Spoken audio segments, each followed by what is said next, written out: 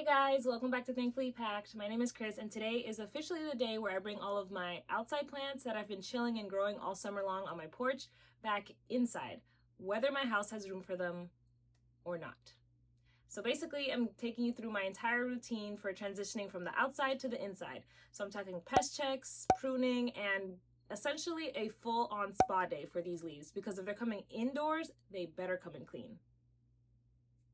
So yeah, buckle up because this way our plants can come in healthy, shiny, and bug-free.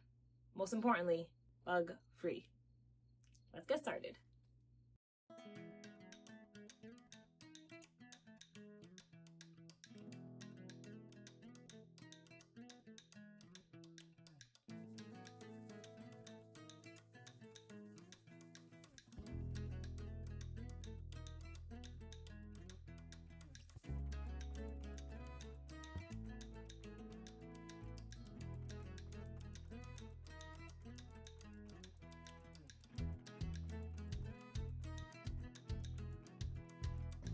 It's only like 6 plants, but somehow it feels like moving day.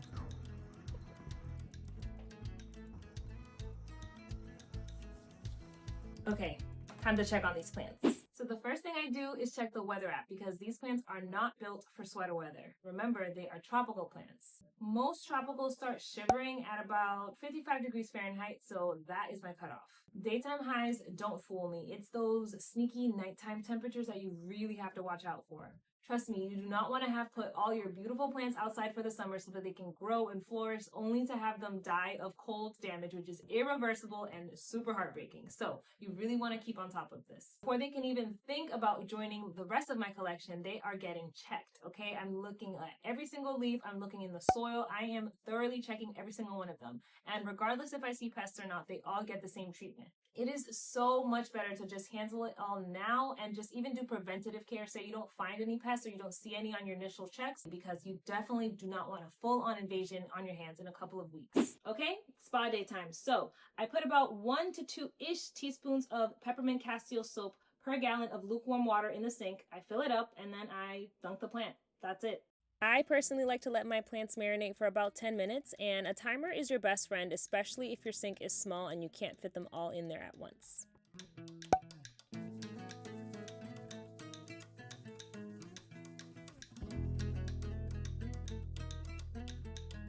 Since the plants like to float to the top, I just went ahead and grabbed the sheet pan in order to weigh them down.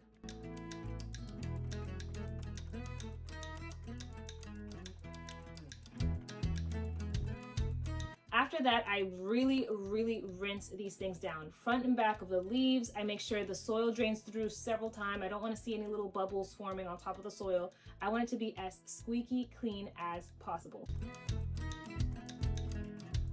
Once pests get into your collection, it is so freaking difficult to get rid of them, especially the more persistent pests. And when you have a ton of houseplants, it can really get out of hand quickly. You might think you have it under control, maybe on 1 or 2 plants, and in reality, they've already jumped to the next shelf and are wreaking havoc over there. So, although this may seem excessive, you can thank me later because so far this has had a 100% success rate and I'm not claiming it would always be successful.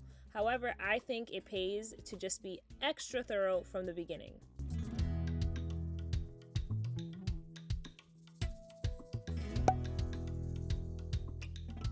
I also really love this routine because it lets me get up close and personal with the plants that I haven't had as much time with since they've been outside. Plus, not only, like I said, does it help with pests, but it also removes that layer of dust that accumulates since they've been outside. So it's kind of like a 2-for-1 or a 3-for-1. Now, I know what you're thinking. What about all that soap? Honestly, as long as you thoroughly flush and rinse, as I'm showing you here several times, and just kind of let it drain through, you will not have to deal with any type of soap buildup on the soil or on the roots. And there are pests that lay eggs underneath the soil and that live underneath the soil, such as root mealy. So this is just another way to dislodge any of them should they be lingering below the surface. And as you can see, I am losing a little bit of soil at the top, but I just add it in later, no big deal. And I fish out all of this soil and perlite before I drain my sink. So don't worry, my pipes are fine.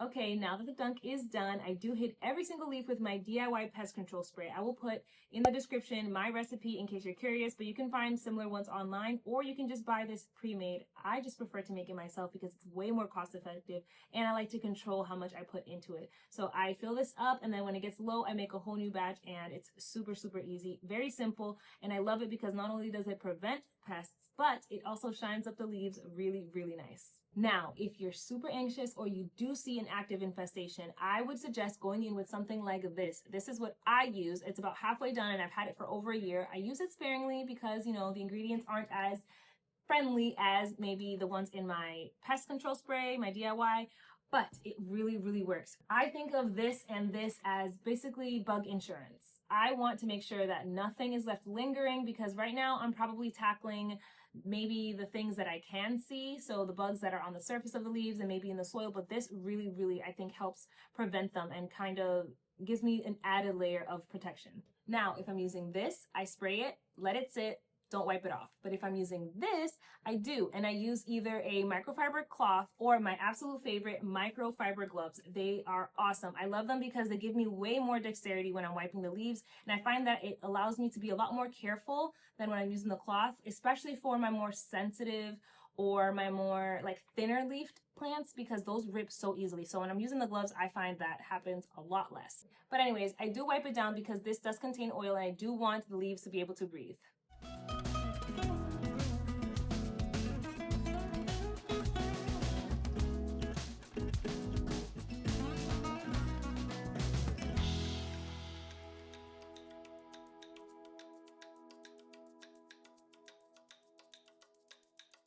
This is also a great opportunity to go ahead and prune your plants or kind of just clean them up. So any leaves that are dead or dying that did not fall off during the dunk, I go ahead and just pull them right off. All right, this is the part nobody ever really signs up for when they start collecting plants, and nobody really tells you about when you start collecting plants either. The leaf wipe down. Oh my goodness. Okay, so it always takes me way longer than I expect, but because I have plants that have lots of leaves like pothos and these type of philodendrons, it's going to take longer than I want. But it's honestly, like I said, one of the best times to check in with your plant. Don't forget to check along the petioles and the nooks where the leaves meet the stem as well, because spider mites and mealybugs, they love to hang out there. It's like their little VIP section. Perfect hiding spot for them. And if you ever notice sticky residue, that can also sometimes mean that scale insects are around. So definitely look extra close if you can. Now, is this the most thrilling task? Not really, but it does feel like plant therapy, except my plants don't pay me for this. But honestly, it's like a good way, like I said, to reconnect with these plants because they're living things and they're very rewarding. This hobby has been so rewarding for me. So whenever I get to get up close like this, it shows off what all the hard work and the patience and the care that I've been putting into them. So complaining, but not super complaining, if that makes sense. Okay, now I might be a little bit extra, but this is just me, so you do you. However, I like to go in with some systemic granules. I sprinkle it in on the top of the soil and I water it down.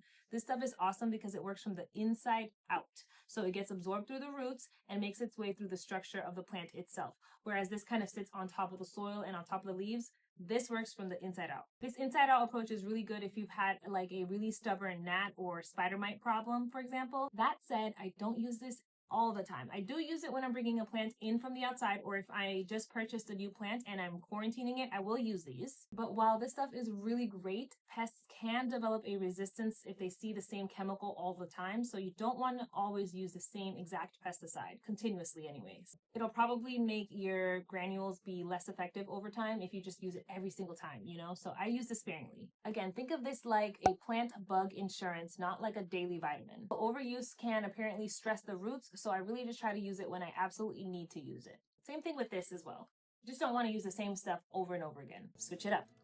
As you may have gathered from this video, I have trust issues, so I will not be letting these plants anywhere near my main plant collection for at least 2 weeks. So yeah, I'm basically going to be treating them like they're brand spanking new to my collection, because you never know. Bugs have different life cycles and some things might pop up a little bit later, so I just want to make sure that I'm giving everything sufficient time before I integrate them back into my main area. So next up, where am I putting all these plants? So as you can see, I'm removing a bunch of baby plants and propagations from this double plant stand that I absolutely love, by the way. I used to film in front of here all the time. But I think this is gonna be the best spot to quarantine these plants because it's far enough away from my main plants that I think they're gonna just be good here in this little corner. Plus, it has multiple tiers, so it's perfect for all the trailing plants I'm moving here.